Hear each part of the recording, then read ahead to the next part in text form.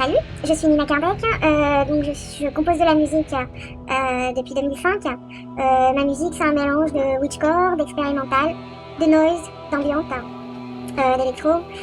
Alors, j'utilise également ma voix, enfin mes voix, parce qu'il y en a plusieurs. Ma voix féminine, hein, celle dans le corps je suis née, hein, voilà, voix de femme.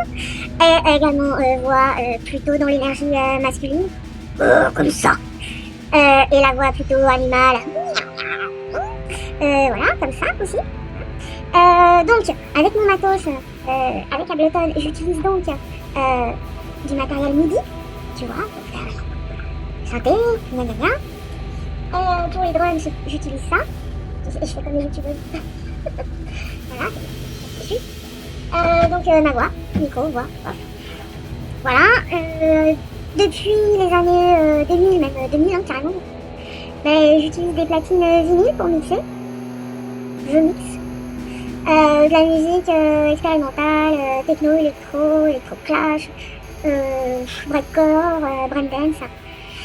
Voilà, pour la musique. Et puis, je suis française, hein, ça s'entend. Et puis, j'habite à Toulouse depuis 2018. Et puis, je vis avec 3 chats. Voilà. En résumé, c'est déjà pas mal. Voilà. J'ai démarré dans les années 2000 en tant que DJ et en fait, comme j'avais pas du tout la même sélection que la plupart, donc ça créait la surprise. Ouais, il y avait plutôt des choses expérimentales, electronica, EDM. C'était pas tellement joué en fait à cette époque-là. Donc ça créait la surprise. Ensuite, en ce qui concerne les concerts, c'est assez récent que je me produise sur scène, donc de nos jours, il y a plus de femmes quand même sur les line-up. Il y a un peu plus de femmes sur les line-up et il y a un peu plus de visibilité grâce justement à des collectifs de femmes artistes qui ont commencé à émerger vraiment à partir de 2010, je pense. Concernant les lieux, c'est toujours majoritairement tenu par des hommes, donc ça c'est quand même un inconvénient, parce que bon, solidarité masculine, hein. Et maintenant on est à la sororité, donc ça va. Tous les postes décisionnaires ils sont majoritairement tenus par des hommes, que ce soit des lieux de culture ou les salles de concert, les bars, les bookers, les tourneurs, etc. Bon voilà, c'est majoritairement masculin et les patrons de label. Donc il y a un peu plus de femmes, mais c'est encore timide quoi. Donc voilà pour les avantages et inconvénients. Je pense que peut-être encore aujourd'hui, l'avantage, c'est que une femme, ça étonne toujours quelque part. Bon, c'est un peu bête à dire, mais oui. Ça a créé un intérêt, peut-être une écoute plus bienveillante. Enfin, ça dépend s'il n'y a pas trop de mal toxique dans les parages.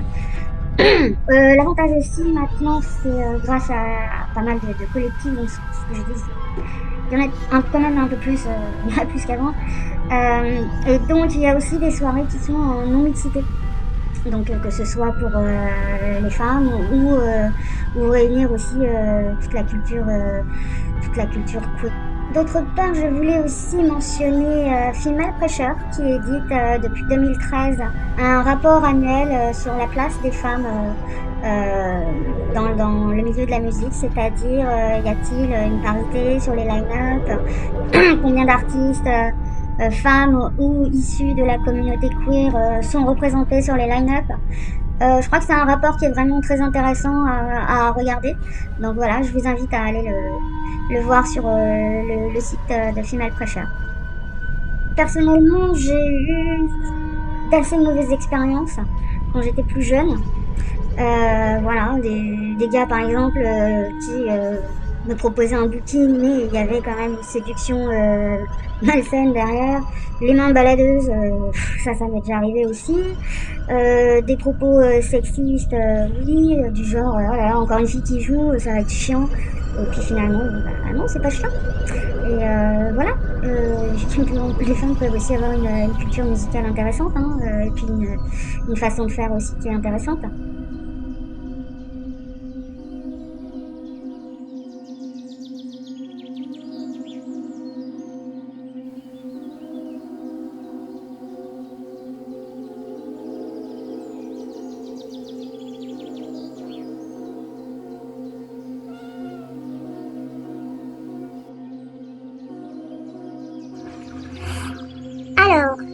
les rêves récurrents que je fais, c'est souvent soit je nage dans une mer calme, paisible, je suis bien. Aussi celui d'être dans un champ de fleurs vraiment très beau, très lumineux et odorant, ça revient assez souvent. Celui aussi où je vole, alors que j'ai le vertige, j'adore les oiseaux, mais j'ai le vertige. Mais je rêve que je vole, et parfois je vole avec mes pieds. Tu sais, ça fait comme ça et je m'envole. C'est assez rigolo quoi. Ou vraiment c'est planer. Je pense que ce sont des rêves qui sont compensatoires par rapport à la liberté, l'indépendance et la liberté. Je pense que c'est surtout ça, quoi. Voilà. Et des cauchemars récurrents, non, j'en ai pas. Voilà.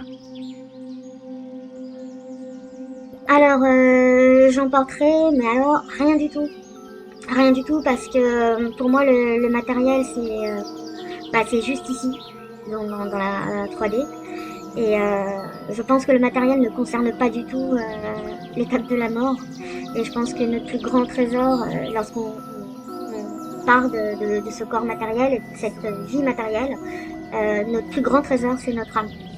Donc je prendrais rien du tout. Et par contre, je préférerais me faire incinérer et puis qu'on jette mes cendres dans la nature. N'importe où, mais dans la nature, pas dans un milieu urbain, quoi. Moi, j'ai envie d'être... Voilà. De retrouver la source. Et pour moi, la source, c'est la nature. Mais en tout cas, Babicha et moi, on vous fait un gros bisou. Ah oui, Babicha. Voilà.